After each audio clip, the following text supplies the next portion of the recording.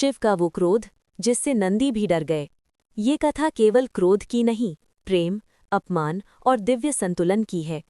ये कहानी है राजा दक्ष के महायज्ञ की और उस प्रलयंकारी क्षण की जिसने सृष्टि को हिला दिया। राजा दक्ष का अहंकार। राजा दक्ष एक प्रतापी और गर्वीले राजा थे, लेकिन उनका हृदय अहंकार से भरा हुआ था। उनकी पुत्री सती ने स्वयंवर में संसार के वैभव को ठुकराकर एक योगी को पति चुना। वो योगी थे भगवान शिव। भस्म से लिपटा शरीर, जटाओं में गंगा, गले में सर्प, श्मशानवासी। दक्ष को ये रूप स्वीकार नहीं था। उनके मन में शिव के प्रति घृणा थी। महायज्ञ और अपमान।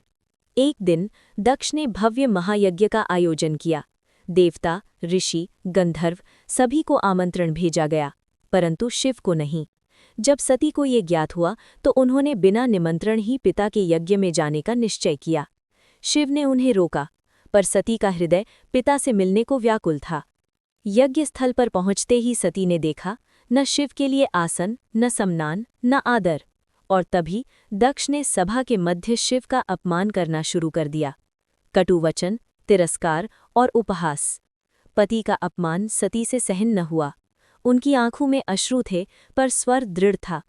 जिस शरीर ने ऐसे पिता से जन्म लिया जो मेरे स्वामी का अपमान करे, वो शरीर मेरे लिए व्यर्थ है। और ये कहकर सती ने यज्ञ अग्नि में प्रवेश कर लिया। सभा स्तब्ध रह गई। कैलाश पर उठता प्रलय। जब ये समाचार कैलाश पहुंचा तो ध्यानमग्न शिव की आंखें खुली। पहले मौन, फिर शोक, और फिर वो शोक बदल गया प्रलयंकारी क्रोध में। उनकी तीसरी आंख प्रज्वलित हो उठी। धरती कांप उठी, दिशाएं थर्रा गईं। उन्होंने अपनी जटा से एक लट उखाड़ी और पृथ्वी पर पटक दी। उस अग्नि से प्रकट हुआ एक भयंकर योद्धा, वीरभद्र। जाओ, यज्ञ का विध्वंस कर दो, यज्ञ का विनाश। वीरभद्र तूफान की तरह पहुंचे। यज्ञ मंडप टूटने लगे, देवता भाग खड़े हुए। दक्ष को धरती पर गिराया गया और एक ही वार में उनका सिर धड़ से अलग कर दिया गया। यज्ञ समाप्त हो गया, परंतु शिव का क्रोध अभी शांत नहीं हुआ था। तांडव और सृष्टि संकट। शिव स्वयं वहां पहुंचे। उन्होंने सती के जले हुए शरीर को अपनी भुजाओं में उठाया और फिर प्रारंभ हुआ तांडव। आकाश लाल हो गया, पर्वत टूटने लगे, सागर उफनने लगे। सृष्टि विनाश के कगार पर थी। नंदी, जो शिव के परम भक्त थे, वो भी उस विराट रौद्र रूप के सामने ठहर न सके। विष्णु का हस्तक्षेप। सृष्टि की रक्षा के लिए आगे आए भगवान विष्णु। विष्णु ने शिव को उनके कर्तव्य का स्मरण कराया, परंतु शोकग्रस्त शिव कुछ सुनने की स्थिति में नहीं थे। तब विष्णु ने सुदर्शन चक्र चलाया। सती के शरीर के टुकड़े पृथ्वी पर गिरे। जहां जहां गिरे वहां शक्तिपीठ स्थापित हुए। धीरे धीरे शिव का मोह टूटा, उनका क्रोध शांत हुआ, तांडव थम गया। कोपेश्वर का रहस्य।